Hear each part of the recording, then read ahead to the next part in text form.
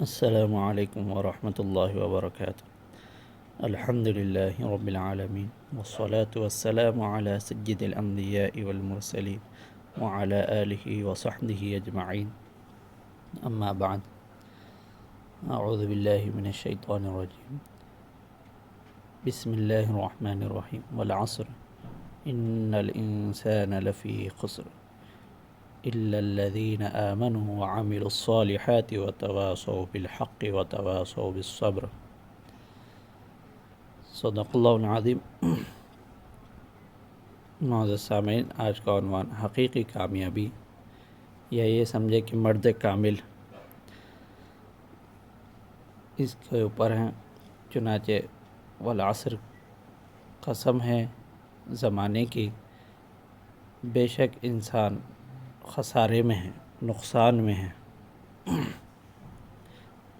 انسان خسارے میں ہے، خسران کامل، ٹوٹلی لاس۔ الا الذین آمنوا، سوائے ان لوگوں کے جو ایمان لائے، جس کا نظریہ حیات عقیدہ صحیح ہے، وعملوا الصالحات، اور نیک کام کیے، تکوینی اصول کی پابندی، دو بھی صحیح ہیں، وتواصوا بالحق، تلقین حق کرتے ہیں، وتواصوا بالصبر، اور تلقین صبر بھی کرتے ہیں۔ یہ ہوتا ہے مرد کامل، فلاح کامل، ٹوٹل کامیابی، سکسیس جس کا ہو وہی کامیاب ہے۔ آئیے آج اس کو تھوڑا سا مختصر سے انداز میں اس کی تشریح کو ہم سمجھنے کی کوشش کرتے ہیں۔ ایک ہوتا ہے نظریہ حیات، یعنی عقیدہ، انسان اپنی زندگی کس طرح گزارے، جس کے لیے ضروری ہے کہ اس کا عقیدہ صحیح ہو۔ دوسرا تکوینی اصول کی پابندی، یعنی زندگی میں جو ضروری چیزیں ہیں، یعنی کھائے تو اچھا کھائیں جو صحت کے لیے اچھا ہوں، اور جیسے ورزش ہے یا اجتماعی زندگی میں رولز ریگولیشنز، حکومتیں ہیں، تمام چیزیں اتنی پابندی، ڈسپلینڈ زندگی گزار رہے ہیں تو ایک کامیاب اور اچھے انداز سے چلی جاتی ہیں۔ جو آج ہم ساری دنیا میں دیکھتے ہیں کہ ترقی یافتہ ملک جو ہیں وہ اخلاقیات اور ڈسپلین اور اصول کی پابندی کرنا، جس کی وجہ سے وہ کامیاب ہوتے ہیں، لیکن ان کا بھرم یہ ہے کہ یہی کامیابی سب کچھ ہے۔ تو آئیے ہم اس کے 1 2 3 4 صورتیں بنتی ہیں۔ دو چیزیں ہیں، ایک ہے نظریہ حیات کہ عقیدہ اگر وہی غلط ہے، دوسرا زندگی کے اصول جو انسان کو ایک دنیا میں کامیاب زندگی دیتے ہیں اور لوگ بھی اسے پسند کرتے ہیں، یہ بھی غلط ہے، تو پھر اس کو کہتے ہیں خسران کامل، ٹوٹلی لاس ہے اس کا، پوری طرح ناکام انسان۔ یا اس کا پورا الٹا، جس کو اللہ تعالیٰ نے کہا ان الانسان لفی خسر، انسان خسارے میں ہے، نقصان میں ہے۔ دوسری چیز اس کا الٹا ہے کہ دو بھی غلط ہو، نادرست ہو، یا دو بھی صحیح ہو، جیسے عقیدہ بھی صحیح ہو اور عمل بھی۔ یعنی آج ہم مسلمان ہر وہ نیک کام کی بڑی تعریف کرتے ہیں، اس کو ثابت کرتے ہیں، مگر کرتے نہیں ہیں۔ یہاں اللہ تبارک و تعالیٰ نے نیک عمل کا علم نہیں کہا ہے، نیک کاموں پر عمل پیرا ہونا، عمل ضروری ہے۔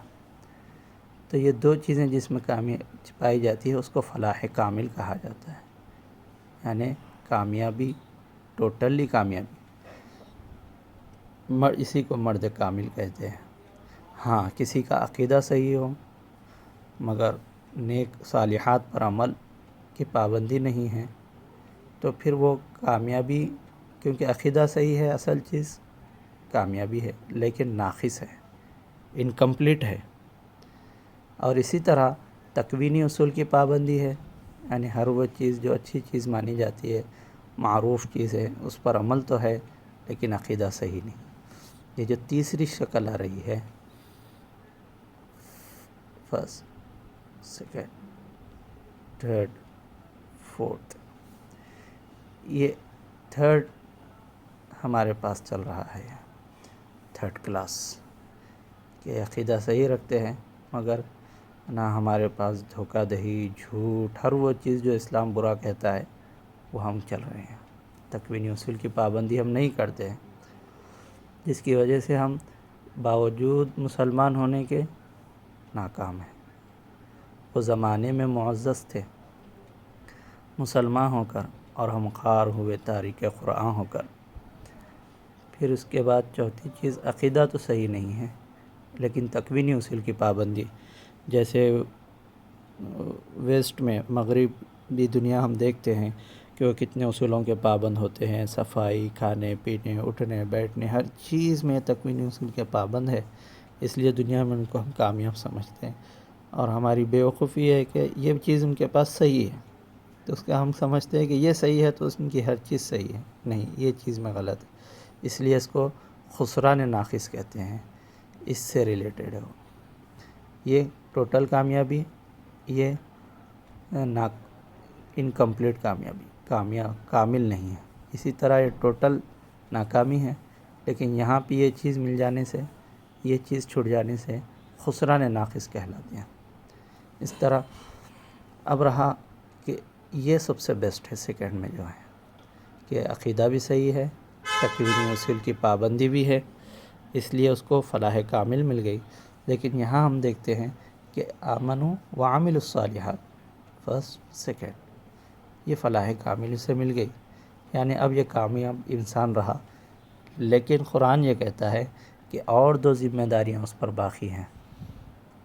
ایک ہے وتواصوا بالحق، کیونکہ انسان، ایک مسلمان کو چاہیے کہ وہ صرف اپنے لیے نہ جیے بلکہ سب کے لیے جیے، اس لیے تلقین حق بات یعنی حقیقت کو بیان کرنا، چاہے اپنا ہو یا پرایا، جو بھی غلط کرتا ہے اس کے سامنے حق کو بیان کرنا، حق باطل کی ضد ہوتی ہے۔ اسی طرح کسی کے حقوق ادا کرنا، وہ حقوق بھی اسی کے اندر آتے ہیں، چاہے وہ اللہ کے حقوق ہو یا بندوں کے حقوق ہو، ہر حال میں اس کی تلقین کرنا۔ یہ جب کام کرنے کی ذمہ داری ہم لیتے ہیں، یہ دو کے بعد یہ تیسری ذمہ داری شروع ہو جاتی ہے تو ہم پر پریشانیاں آتی ہیں، ہر کوئی ہمارے مخالف ہوتا ہے، تو اس وقت صبر سے مدد لینی چاہیے۔ ان اللہ مع الصابرین، یہ دو چیزیں ہونی چاہیے۔ ایک تو قرآن یہ کہتا ہے کہ عقیدہ بھی صحیح رکھے اور طرز زندگی بھی کامیاب اور اچھی رہے، اور یہ صرف اپنے لیے ہی نہیں بلکہ ہر ایک کو اس کا حکم دیتے رہے، کنتم خیر امۃ اخرجت للناس، تم بہترین امت ہو، تاکہ تأمرون بالمعروف وتنہون عن المنکر، کہ تم نیک کاموں کا، تکوین اصول کی پابندی، نیک کاموں کا حکم دیتے رہیں اور غلط کاموں سے روکتے رہیں۔ یہ چیز آج ہمارے اندر ضروری ہے۔ آج ہم یہ بنے ہوئے ہیں اور ان سے متاثر ہیں، یہ چیز غلط ہے۔ دیکھیں، تیرے سینے میں دم ہے، یہ چیز ہونا چاہیے، دل نہیں ہے، تیرا دم گرمی محفل نہیں ہے، گزر جا عقل سے آگے یہ نور، گزر جا عقل سے آگے، اس چیز کو ہم سب کچھ سمجھ رہے ہیں، کیونکہ یہ جو مغرب کے لوگ، ویسٹ سائڈ کے جو لوگ ہیں، انہی کو ہم سب کچھ سمجھتے ہیں، ان کے پاس جا رہے ہیں، علم حاصل کر رہے ہیں، ان کے پاس نوکریاں کر رہے ہیں، ان کے طور طریقوں کو دیکھ کر ہم ان سے متاثر ہو رہے ہیں، اور وہ لوگ کا ایک ماننا ہے کہ جو چیز دکھتی ہے، سمجھ میں آتی ہے، سینس سے معلوم ہوتی ہے، وہی علم ہے۔ تو علامہ اقبال نے فرمایا، گزر جا عقل سے آگے کہ یہ نور، چراغ راہ ہے منزل نہیں ہے، چراغ راہ ہے منزل نہیں ہے، منزل تو یہ ہے، یہ راہ ہے، چراغ راہ ہے، منزل بھی یہی ہے، اور یہی چیز آمنوا وعملوا الصالحات وتواصوا بالحق وتواصوا بالصبر، یہ چیز ہم کو کامیاب کرتی ہے۔ اب آئیے ہم ایک اہم چیز جو غور کرنا ہے، ہم کو معلوم ہونا چاہیے کہ نظریہ الہ کیا ہے، یعنی خدا شناسی، خدا کیسا ہونا چاہیے، اس کے تعلق علم شناسی، نظریہ علم کیا ہونا ہے، نظریہ انسان شناسی، نظریہ کائنات شناسی، نظریہ فلاح، کامیابی کس کو کہتے ہیں، یہ بڑے اپنے آپ میں ایک بہت بڑے عنوانات ہیں، لیکن تمام چیزوں کا دار و مدار ان پانچوں میں سے سیکنڈ نظریہ جو نظریہ علم ہے اس کے تعلق سے ہے۔ آج دنیا میں علم کی تعریف کو بدل دیا گیا ہے، بانٹ دیا گیا ہے۔ حقیقت میں وہ ہے، علم وہی ہے جو یقینی ہو، ڈیفینٹ ہو، لا ریب ہو، کیونکہ قرآن جب شروع ہوتا ہے سورہ بقرہ ذالک الکتاب لا ریب فیہ، یہاں اور وہ وحی الہی ہے۔ لیکن لوگوں نے یہ سمجھ لیا کہ جو تحقیقات ہو رہی ہے، ریسرچ ہو رہا ہے، ایک سے ایک چیز معلومات ہوتی جا رہی ہے کہ انسان جو ہے نا کائنات میں کھوتا جا رہا ہے، زمین میں کھودو، ہوا میں نکلو، ہوا میں اڑو، یہ کرو وہ کرو، یہ تمام تحقیقات کو یہ سب کچھ علم سمجھا جا رہا ہے، لیکن وہ یقینی علم نہیں ہے۔